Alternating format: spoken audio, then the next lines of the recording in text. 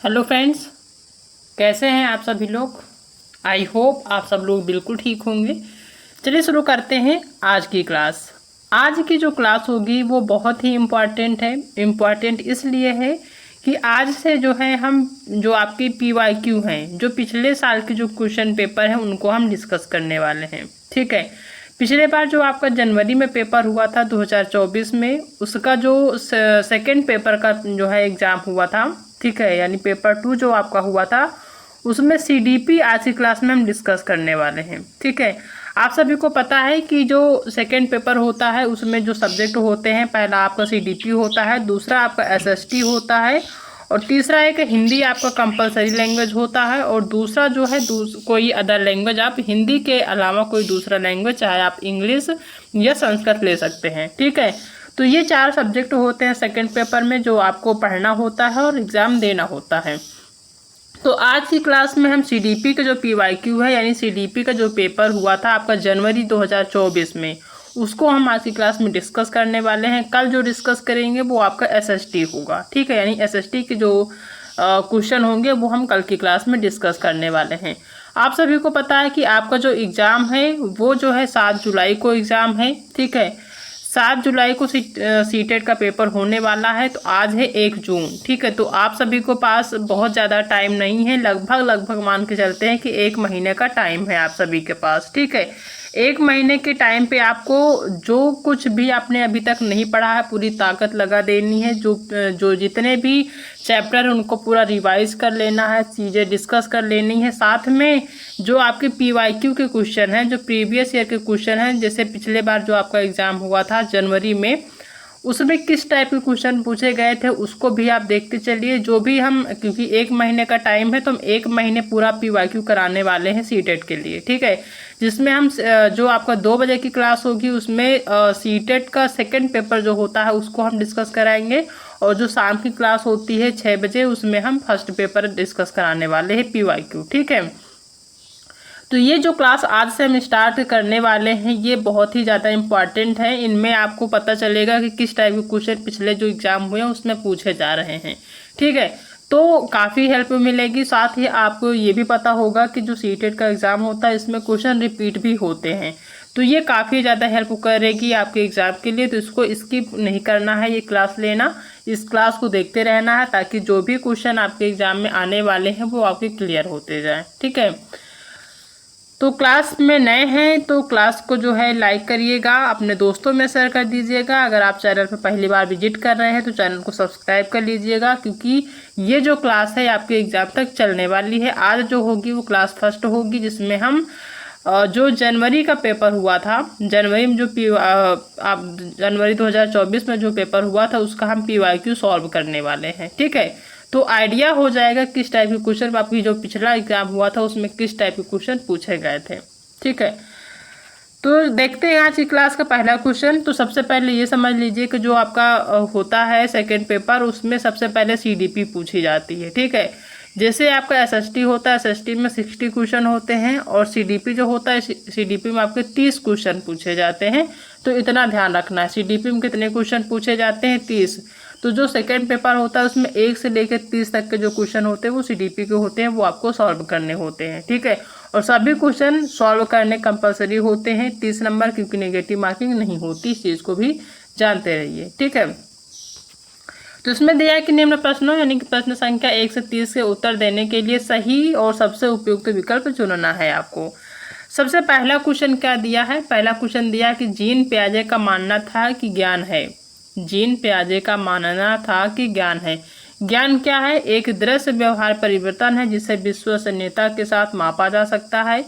क्या जो है ये पहला ऑप्शन सही होगा, या फिर ज्ञान जो है पर्यावरण से निष्क्रिय रूप से पारित होने के बजाय बच्चे द्वारा निर्मित किया जाता है, या फिर तीसरा ऑप्शन है कि अंतः क्रियाओं के माध्यम से प्राप्त करने के बजाय जन्मजात और दिया होता है, या फिर अधिक जानकार अन्य लोगों के साथ बातचीत से सहनिर्मित होता है। ठीक है, तो जो जीन पियाजे हैं जो कि मनोवैज्ञानिक है, उनका मानना था कि जो ज्ञान है वो पर्यावरण से निष्क्रिय रूप से पारित होने के बजाय, ठीक है, बच्चे द्वारा निर्मित किया जाता है। ठीक है, ये बच्चे द्वारा ज्ञान की जो भूमिका होती है उस पर ज़्यादा जोर देते हैं, तो इस चीज़ को ध्यान रखिएगा। सेकेंड ऑप्शन इसका राइट आंसर हो जाएगा। नेक्स्ट क्वेश्चन दिया कि किशोरावस्था के बारे में निम्नलिखित में से कौन सा कथन सही नहीं है।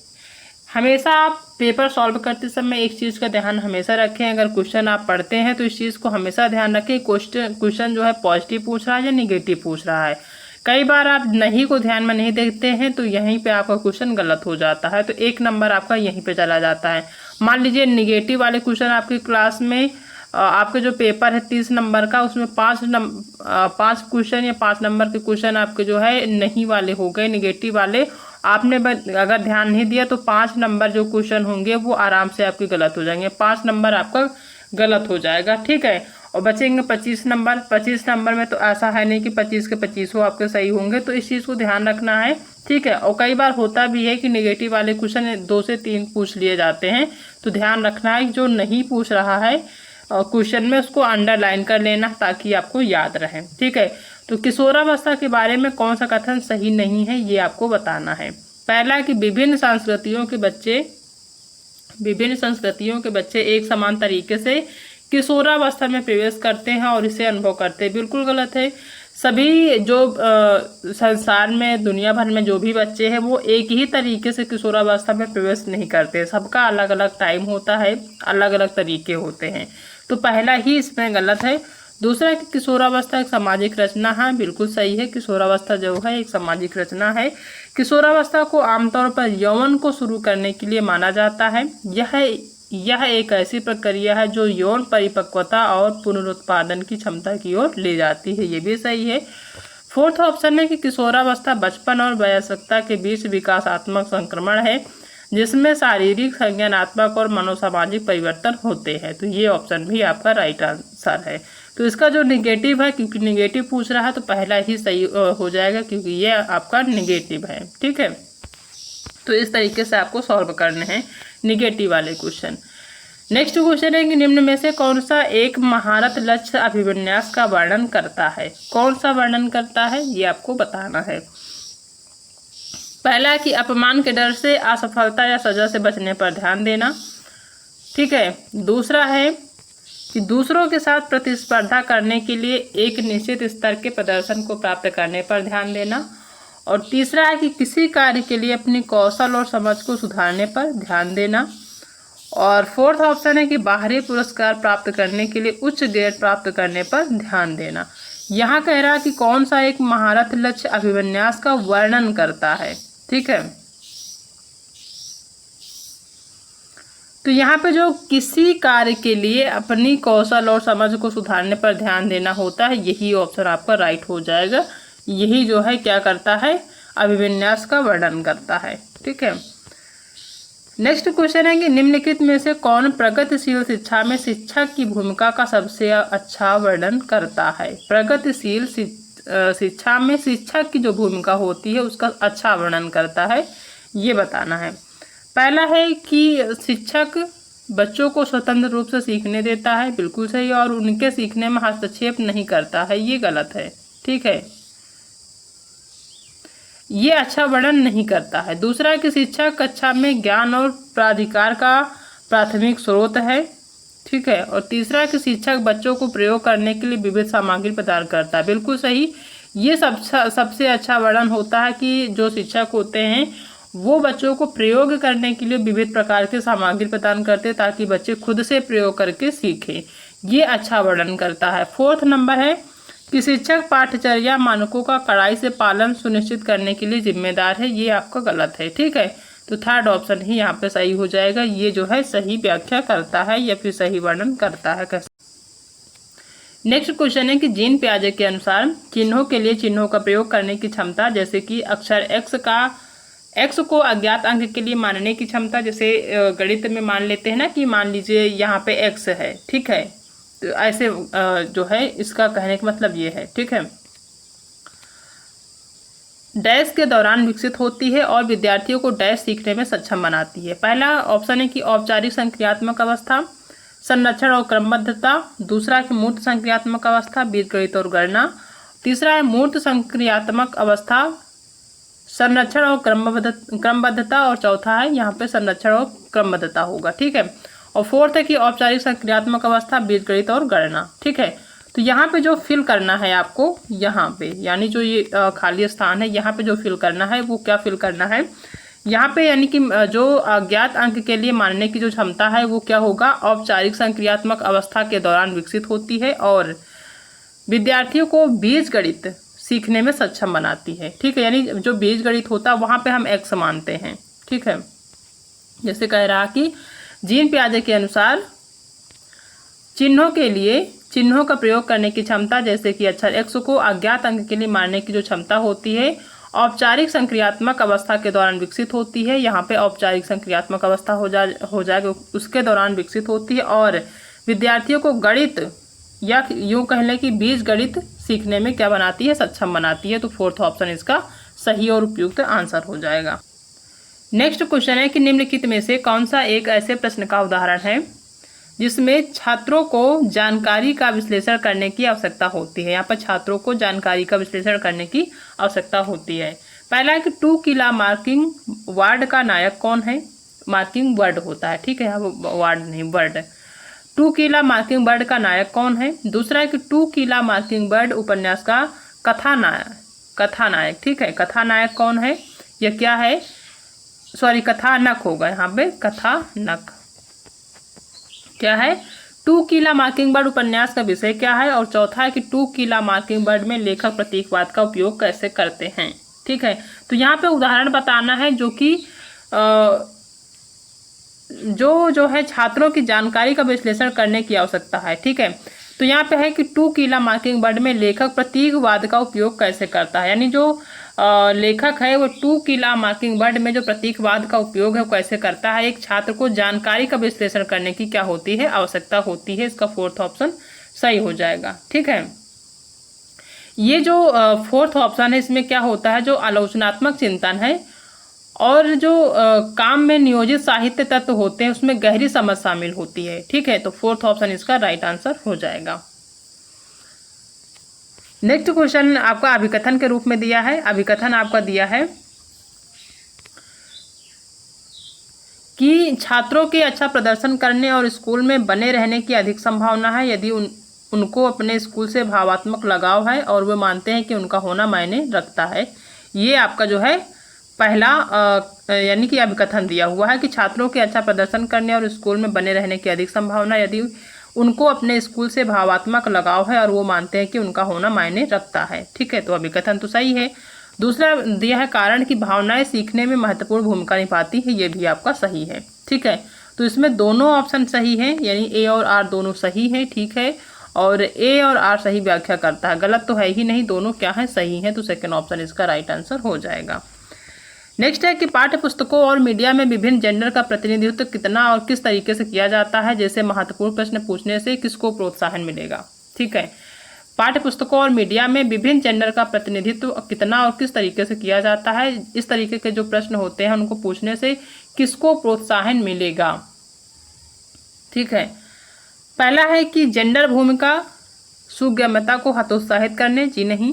जेंडर जो रूढ़िवादी होते हैं उस पर जो सवाल उठाना, उनको जो है क्या मिलता है, प्रोत्साहन मिलता है। जो जेंडर रूढ़िवादी है उन पर सवाल जो उठाते हैं उनको क्या मिलता है, प्रोत्साहन मिलता है। ठीक है, एक प्रगतिशील कक्षा में आकलन क्या होता है, मानक संदर्भित होता है या फिर गतिशील होता है, वस्तुनिष्ठ होता है या फिर योगात्मक होता है। ठीक है, तो जो एक प्रगतिशील कक्षा होती है उसमें जो आकलन होता है वो क्या होता है, एक गतिशील होता है। क्या होता है, गतिशील होता है, ध्यान रखना है।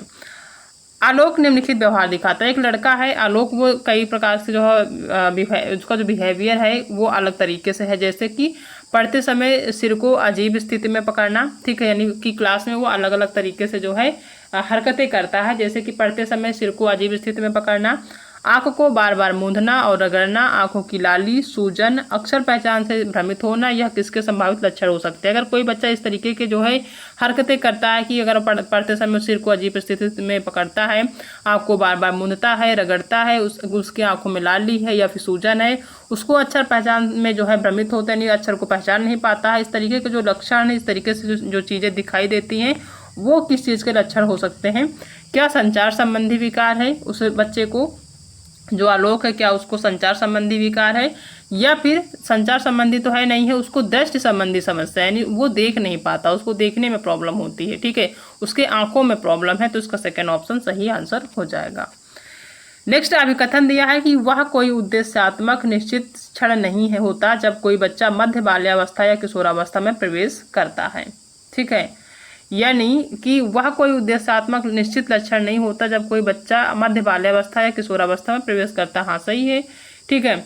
दूसरा है कि जो आपका कारण दिया कि विकास प्रकृति में निरंतर होता रहता है, ये भी सही है। जो विकास है वो व्यक्ति के जन्म से लेकर व्यक्ति के मृत्यु से पहले, यानी जब तक उसकी डेथ नहीं हो जाती तब तक वो विकास निरंतर चलता रहता है। तो दोनों ऑप्शन क्या है, सही है। तो गलत तो है नहीं है, बल्कि दोनों ऑप्शन सही हैं, दोनों एक दूसरे की व्याख्या भी करते हैं।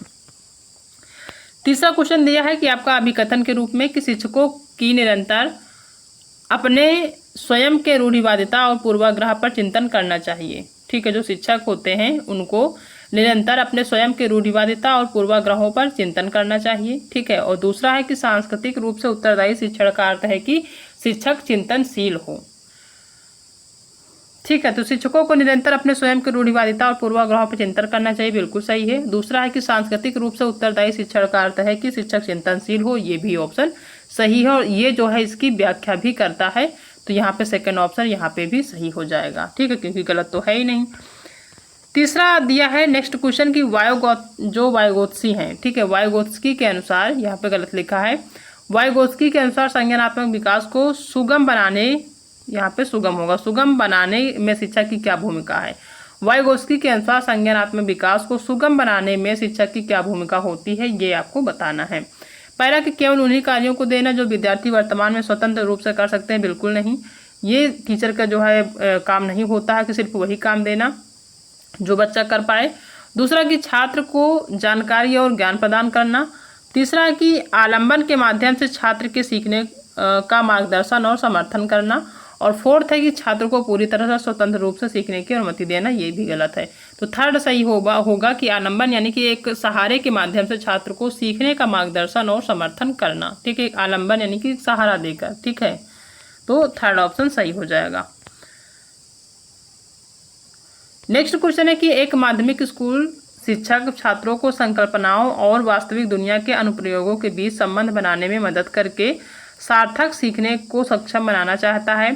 निम्नलिखित में से कौन सी गतिविधि एक उपयुक्त शैक्षणिक रणनीति होगी, कौन सी होगी, ये आपको बताना है। जैसे कि छात्रों को छोटे समूहों में वर्तमान मुद्दे पर शोध करने दें, हाँ बिल्कुल सही।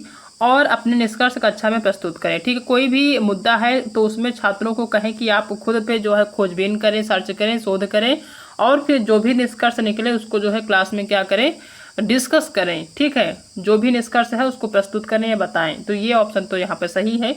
दूसरा है कि छात्रों को नियम और परिभाषाएं याद करने दें, बिल्कुल नहीं, परिभाषाएं याद करने की बात तो होती ही नहीं है प्राइमरी लेवल में, चाहे वो आपका 1 to 5 हो या फिर 6 to 8 हो। तो यहाँ पे परिभाषाएं याद नहीं करानी, कोई भी चीज़ हमें रटाना नहीं, ये गलत है। विद्यार्थियों से बहुविकल्पित प्रश्नों वाली कार्यपत्रक पूरी करने को कहें, ये भी गलत है। और विद्यार्थियों को उद्दीपक प्रतिक्रिया अनुबंधन की विधि द्वारा सीखने दो, ये भी गलत। इसका पहला ही ऑप्शन इसका क्या हो जाएगा, राइट आंसर हो जाएगा, पहला ही यहाँ पे सही है। नेक्स्ट क्वेश्चन है कि लेव वाइगोत्स्की के अनुसार बच्चे, यहाँ पे डैश होगा, ठीक है। लेव वाइगोत्स्की के अनुसार बच्चे डैश के साथ अंतःक्रिया करके या अंतःक्रिया के अनुभव से लाभान्वित होते हैं और उन कार्यों को कर पाते हैं जो उनके समीप दूराभिमुख विकास क्षेत्र के डैश हैं, ठीक है। यानी इसको फिल करना है। तो पहला भौतिक वातावरण, यानी कि जो लेव वाइगोत्स्की है उनके अनुसार बच्चे भौतिक वातावरण के साथ अंतःक्रिया करते हैं, जी नहीं, ये गलत है। दूसरा है कि अधिक जानकार, यानी कि जो लेव वाइगोत्स्की हैं उनके अनुसार बच्चे जो है अधिक जानकार या अन्य बच्चे के साथ अंतःक्रिया के अनुभव से लाभान्वित होते हैं, हाँ बिल्कुल सही। और उन कार्यों को कर पाते हैं जो उनके समीप दूराभिमुख विकास क्षेत्र के अंदर है, हाँ ये ऑप्शन आपका क्या है, सही बैठ रहा है, ठीक है। यानी इसका जो है सेकेंड ऑप्शन सही हो जाएगा।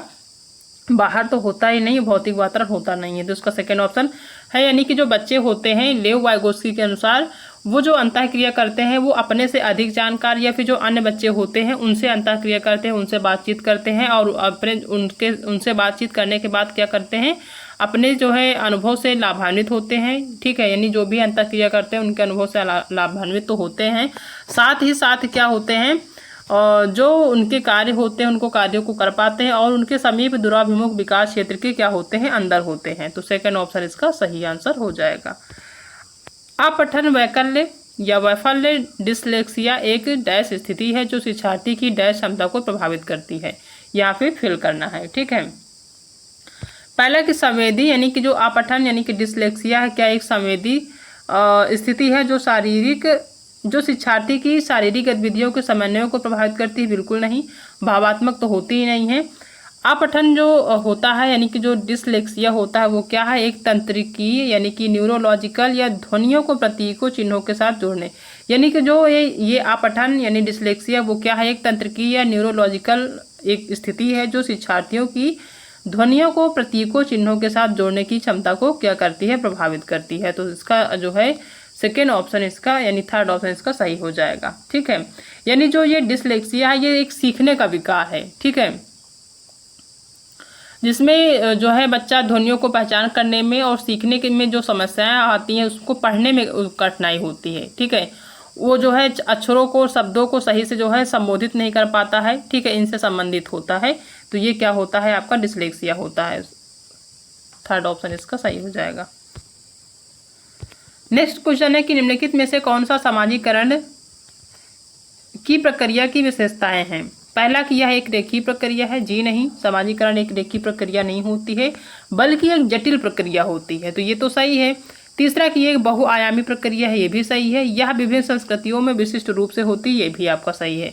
यानी कि यह रेखीय प्रक्रिया नहीं है, ये एक जटिल प्रक्रिया है, साथ ही बहुआयामी प्रक्रिया और विभिन्न संस्कृतियों में विशिष्ट रूप से होती है।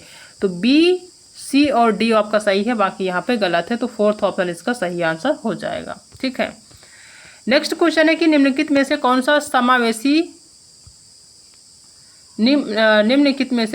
समावेशी कक्षा का उदाहरण है? ठीक है, यहाँ पे कक्षा होगा।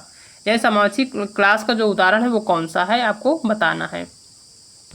पहला है कि प्रतिस्पर्धी, तो प्रतिस्पर्धी तो होता ही नहीं है। लोकाचार से को यानी जो प्रतिस्पर्धा है लोकाचार उससे जो है प्रोत्साहित करना, ये जो है समावेशी कक्षा का उदाहरण नहीं है। विविध दृष्टिकोणों को समावेश करना, ये भी नहीं है। उचित समावेशन का पालन करना, ये भी क्या है, गलत है। विभेदित निर्देश देना, ये आपका क्या होता, सही हो जाता है। ठीक है,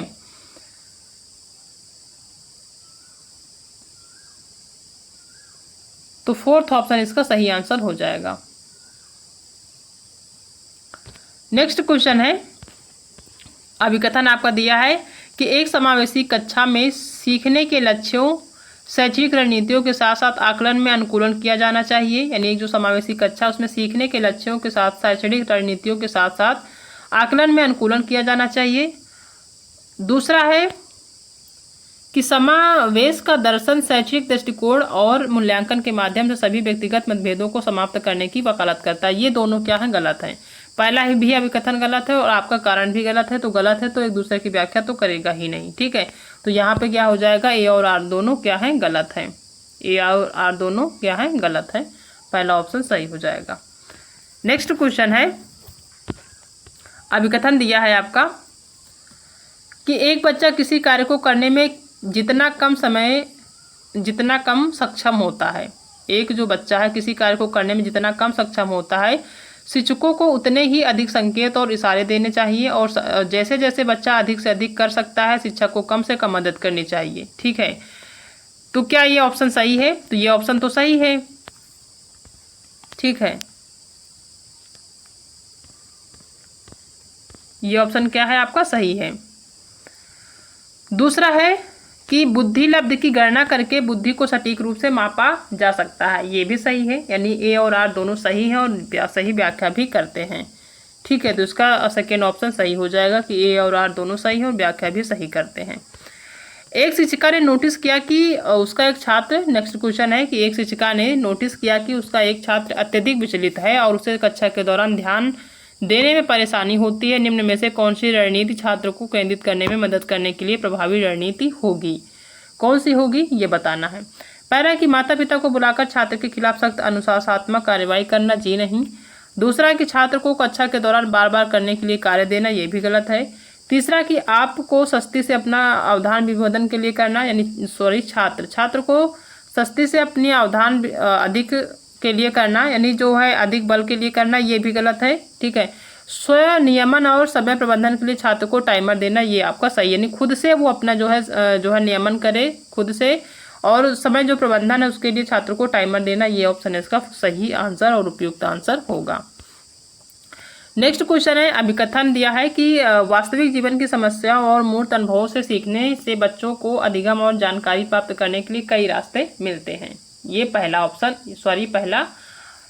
अभिकथन दिया है। ठीक है, तो सही है कि वास्तविक जीवन की समस्याओं और मूर्त अनुभवों से सीखने से बच्चों को अधिगम और जानकारी प्राप्त करने के लिए कई रास्ते मिलते हैं, सही है। दूसरा है कि कारण दिया है कि विकास अपेक्षाकृत व्यवस्थित और अनुक्रमिक है, ये भी आपका सही है, और दोनों एक दूसरे की व्याख्या भी करते हैं, तो इसका सेकेंड आंसर सही हो जाएगा।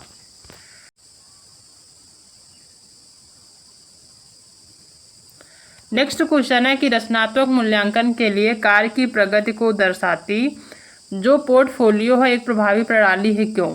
क्या वे मूल्यांकन की प्रक्रिया में छात्राओं को शामिल करते हैं? हाँ, सही है, ये सही है। दूसरा कि वे व्यक्ति छात्रों की प्रगति के बारे में अंतर्दृष्टि प्रदान करते हैं, ये भी सही है। तीसरा है कि वे मुख्य रूप से अंतिम उत्पाद की प्रस्तुति पर ध्यान केंद्रित करते हैं, जी नहीं, अंतिम रूप से जरूरी नहीं है, ये गलत है। वे छात्र अधिगम के ठोस सबूत पेश करते हैं, वे भी सही है। ठीक है, तो ए, बी और डी सही है, सी आपका गलत है, तो पहला ऑप्शन यहाँ पे सही हो जाएगा। निम्नलिखित में से कौन सा संरचनावादी अधिगम सिद्धांत का मूल सिद्धांत है? निम्न में से कौन सा जो है संरचनावादी अधिगम सिद्धांत का मूल सिद्धांत है? पहला है कि अधिगम मुख्य रूप से एक निष्क्रिय प्रक्रिया है जिसमें सूचना प्राप्त करना और याद करना शामिल है, बिल्कुल नहीं, निष्क्रिय पहले दिया, साथ में याद करना भी दिया है, गलत है। शिक्षकों के छात्रों को प्रत्यक्ष निर्देशन और स्पष्ट मार्गदर्शन प्रदान करना चाहिए, ये भी गलत है। अधिगम तब होता है जब छात्रों को शिक्षकों से सही उत्तर और प्रतिपुष्टि मिलती है, ये भी गलत है। ठीक है। फोर्थ है कि छात्र अपने पर्यावरण के साथ सक्रिय संलग्नता के माध्यम से अपने ज्ञान का निर्माण करते हैं, ये बिल्कुल सही है कि जो छात्र होते हैं वो पर्यावरण के साथ सक्रिय संलग्नता के माध्यम से अपने ज्ञान का क्या करते हैं, निर्माण करते हैं। फोर्थ ऑप्शन इसका राइट आंसर हो जाएगा। नेक्स्ट क्वेश्चन है कि कोहलबर्ग के नैतिक विकास के सिद्धांत की कैरोल गिल्गन की आलोचना का केंद्रीय तर्क क्या है? ठीक है, कोहलबर्ग ने कैरोल जो सिद्धांत दिया है उसमें जो है कैरल गिल्गन का जो आलोचना है वो उसका केंद्रीय तर्क क्या है? इन्होंने जो आलोचना करी है वो क्या है? पहला है कि स्कूल जाने वाले बच्चों के लिए अध्ययन के शैक्षिक निहितार्थ होते हैं, पहला दिया है। दूसरा कि देखभाल को नैतिकता और नारीवाद दृष्टिकोण, बिल्कुल सही, इसका सेकेंड ऑप्शन ही सही हो जाएगा, देखभाल को नैतिकता और नारीवाद दृष्टिकोण होता है। ठीक है, जो कैरल गिल्गन है उनका जो कहना है वो उनका ये कहना है, ये तर्क उनका ये है कि जो कोहलबर्ग के सिद्धांत है उसमें नैतिक विकास की जो व्यापक समझ है उसका अभाव है, खासकर महिलाओं के संबंध में, यानी कि इन्होंने महिलाओं की आलोचना करी, इसलिए इन्होंने क्या करी है, इनके जो सिद्धांत उसकी क्या करी है, आलोचना करी है। ठीक है, तो यहाँ पे सेकेंड ऑप्शन सही है। नेक्स्ट क्वेश्चन है कि सुजाता एक नृत्य प्रतियोगिता में केवल इसलिए उत्सुकता से भाग लेती है क्योंकि वह नकद का प्रथम पुरस्कार जीतने में रुचि रखती है, सुजाता क्या है? क्या वो असफल परिहार शिक्षार्थी है? बिल्कुल नहीं। दूसरा कि आंतरिक रूप से प्रेरित है, जी नहीं, वो बाहरी रूप से प्रेरित है। क्यों? क्योंकि वो जो है इसलिए जो है भाग लेती है नृत्य में क्योंकि उसको लगता है कि अगर वो नृत्य में अच्छा प्रदर्शन करेगी तो उसको नकद पुरस्कार मिलेगा, नकद पुरस्कार के लालच से वो जो है उस प्रतियोगिता में भाग लेती है, तो ये क्या है, ये बाहरी रूप से प्रेरणा है। ठीक है, नेक्स्ट क्वेश्चन है कि निम्नलिखित में से कौन सी प्रक्रिया वातावरण से प्राप्त जानकारी के अर्थ निर्माण और इसे स्मृति में आगे संग्रहित करने के लिए आवश्यक है? क्या वो पुनर्प्राप्ति है, ध्यान देना है, या फिर क्षय होना है, या फिर भूलना है? ठीक है, यानी कौन सी ऐसी प्रक्रिया है जो वातावरण से प्राप्त जानकारी के अर्थ निर्माण और इसे स्मृति में आगे संग्रहित करने के लिए आवश्यक है? क्या वो जो है पुनर्प्राप्ति है या फिर ध्यान देना? ये क्या होता है, ध्यान देना होता है। ठीक है, सबसे महत्वपूर्ण जो संज्ञानात्मक कौशल होते हैं उसमें से जो ध्यान देना होता है वो उसमें से एक होता है जो हमें अपने पर्यावरण से आवश्यक जानकारी संसाधित करने में क्या करता है, सक्षम बनाता है। ठीक है, तो सेकेंड ऑप्शन इसका राइट आंसर हो जाएगा। कोहलबर्ग के नैतिक विकास की किस अवस्था में बच्चों का तर्क कानून की नैतिकता के इर्द गिर्द घूमता है? कोहलबर्ग के नैतिक विकास की किस अवस्था में बच्चों का तर्क कानून की नैतिकता के इर्द गिर्द घूमता है? क्या वो स्वायत्त नैतिकता है, या फिर पूर्व पारंपरिक नैतिकता है, या फिर पारंपरिक नैतिकता है, या फिर विषम नैतिकता है? तो ये क्या है? ये है पारंपरिक नैतिकता। ठीक है, थर्ड ऑप्शन इसका राइट आंसर हो जाएगा। नेक्स्ट क्वेश्चन है कि एक प्रारंभिक विद्यालय का शिक्षक छात्र के शैक्षणिक आत्मसंप्रत्यय के विकास को दृढ़ता से प्रभावित कर सकता है। एक प्रारंभिक विद्यालय का शिक्षक छात्र के शैक्षणिक आत्मसंप्रत्यय के विकास को दृढ़ता से प्रभावित कर सकता है। पहला कि विशेष छात्रों से बहुत कम उम्मीद रखना, या फिर दूसरा सभी विद्यार्थियों से बहुत कम अपेक्षाएं रखना, ये भी गलत है। विशेष छात्रों की बात की गई है, ये भी गलत है। छात्रों में स्वायत्तता और पहल को दंड करना शिक्षा का काम नहीं होता है, ये गलत है। छात्रों में स्वायत्तता और पहल को पुरस्कृत करना, अगर बच्चा जो है किसी भी काम करने के लिए वो पहल करता है तो उसको क्या करना, पुरस्कृत करना, ये इसका ऑप्शन सही हो जाएगा। ठीक है, ये जो है ये आत्मसंप्रत्यय के विकास को दृढ़ता से क्या करता है, प्रभावित करता है। तो फोर्थ ऑप्शन इसका राइट आंसर हो जाएगा। ठीक है, तो ये जो है 30 क्वेश्चन है सीडीपी के जो हमने आज की क्लास में डिस्कस किया है, और ये जो क्वेश्चन है ये पिछले जो जनवरी में एग्जाम हुआ था उसके क्वेश्चन है। ठीक है, तो आपने एक चीज़ नोटिस की होगी कि जो क्वेश्चन पूछे गए हैं बहुत ज़्यादा इजी नहीं है, बहुत ज़्यादा डिफिकल्ट नहीं है, बल्कि जो है बीच के जो है आपके पूछे गए हैं। ठीक है, यानी मॉडरेट टू इजी क्वेश्चन पूछे गए हैं, बहुत ज़्यादा इजी क्वेश्चन नहीं पूछे गए हैं।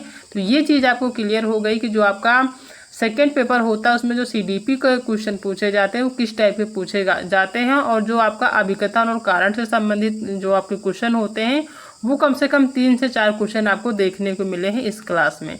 तो इसका मतलब ये है कि जो अभिकथन और कारण वाले क्वेश्चन उसको भी ध्यान से देखना ताकि चीज़ें आपकी क्लियर होती रहें। साथ ही साथ जो प्रीवियस ईयर के क्वेश्चन इससे पहले जो आपके एग्जाम हुए उनको भी आपको सॉल्व करते जाना है, ताकि जो भी क्वेश्चन आपके रिपीट हो वो आपके जो है एग्ज़ाम के लिए ज़्यादा जो है इफ़ेक्टिव हो। ठीक है, आपको जो है काफ़ी हेल्प करेंगे।